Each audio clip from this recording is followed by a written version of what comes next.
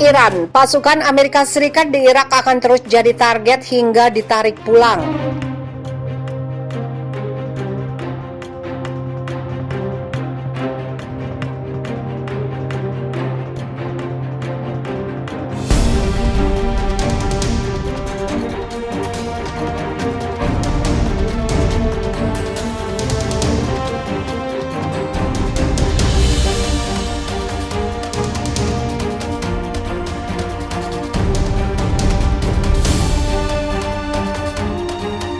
Serangan yang menargetkan pasukan Amerika Serikat di Irak tidak akan berhenti hingga Washington menarik semua pasukan dari negara itu.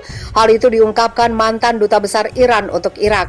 Berbicara kepada kantor berita Iran yang berafiliasi dengan Garda Revolusi Tasnim, Hassan dan Naifar mengklaim orang Irak tidak mentolerir kehadiran pasukan Amerika Serikat di negara mereka. Mengomentari serangan roket baru-baru ini terhadap pangkalan Amerika Serikat di Kurdistan, Irak, dan Naifar mengatakan serangan itu sejalan dengan tindakan serupa terhadap pasukan Amerika Serikat di seluruh Irak.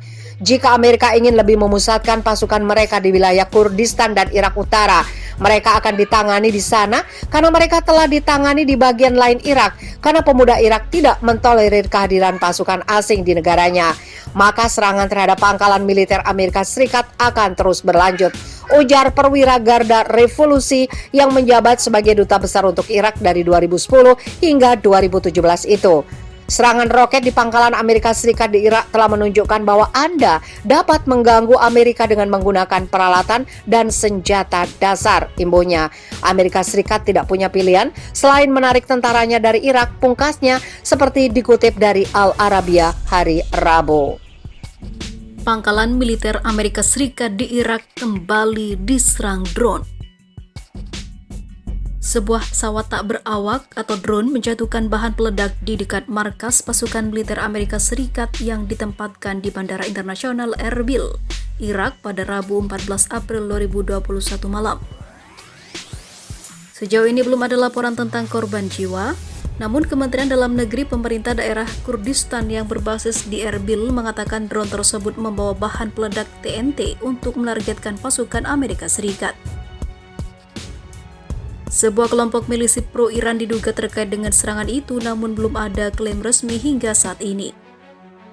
Melansir Reuters pada Kamis 15 April 2021, serangan itu dilaporkan menjadi yang pertama menggunakan drone berbahan peledak terhadap pasukan Amerika Serikat di Erbil.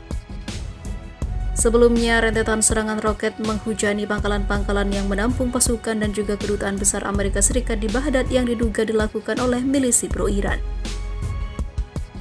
Seperti pada serangan roket yang menghantam pangkalan militer pimpinan Amerika Serikat di sekitar Bandara Internasional Erbil pada Februari lalu, yang menghabisi seorang kontraktor non-Amerika yang bekerja dengan militer Amerika Serikat.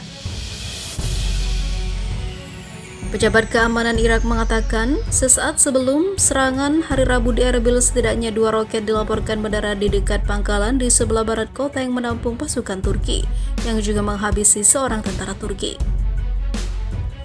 Turki diketahui juga memiliki pasukan di Irak, baik sebagai bagian dari kontingen NATO serta untuk menyerang militer separatis Kurdi di utara. Milisi pro-Iran sangat menentang kehadiran Amerika Serikat maupun Turki di sana dan menuntut penarikan penuh semua pasukan asing.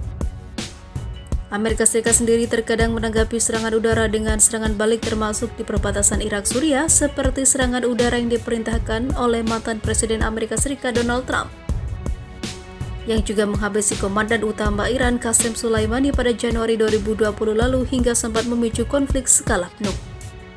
Sementara itu,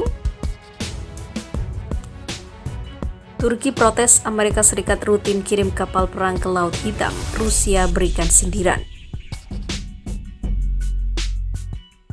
Militer Amerika Serikat dikabarkan rutin mengirim kapal perangnya ke Laut Hitam.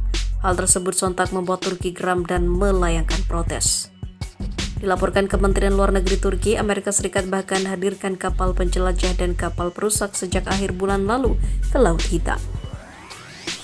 Kapal-kapal perang Amerika Serikat itu akan tetap berada di Laut Hitam hingga 4 Mei 2021 mendatang, kata Kementerian Luar Negeri Turki.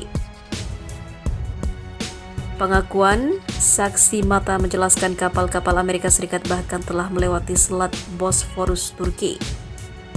Ia juga mengatakan kehadiran Amerika Serikat dan NATO di Laut Hitam semakin meningkat pada awal tahun ini. Sejak Joe Biden menjabat sebagai Presiden Amerika Serikat, Wakil Menteri Luar Negeri Rusia Alexander Grishko menyindir militer Amerika Serikat yang meningkatkan aktivitas militernya di Laut Hitam.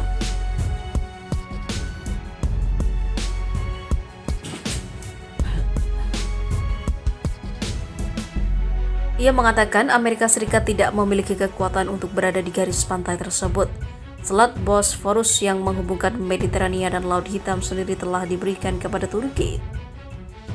Berdasarkan kesepakatan Montreux di tahun 1936, namun juru bicara Pentagon John Kirby menjelaskan hal tersebut tidak perlu diperdebatkan mengingat aktivitas tersebut bukanlah hal yang baru. Justru mengatakan bahwa Rusia atau Amerika mengatakan bahwa Rusia lebih banyak mengumpulkan pasukan di perbatasan timur Ukraina sejak tahun 2014. Ketika hendak merebut Crimea dari Ukraina dan juga mendukung separatis pro-Rusia di kawasan Donbas timur Ukraina. Sementara itu diberitakan sebelumnya, seperti pada serangan roket yang menghantam pangkalan militer pimpinan Amerika Serikat di sekitar Bandara Internasional Erbil pada Februari lalu yang menghabisi seorang kontraktor non-Amerika yang bekerja dengan militer Amerika Serikat. Pejabat keamanan Irak mengatakan sesaat sebelum serangan hari Rabu di Erbil setidaknya 2 roket dilaporkan mendarat di dekat pangkalan di sebelah barat kota yang menampung pasukan Turki yang juga menghabisi seorang tentara Turki. Turki diketahui juga memiliki pasukan di Irak, baik sebagai bagian dari kontingen NATO serta untuk menyerang militer separatis Kurdi di utara. Milisi pro-Iran sangat menentang kehadiran Amerika Serikat maupun Turki di sana dan menuntut penarikan penuh semua pasukan asing.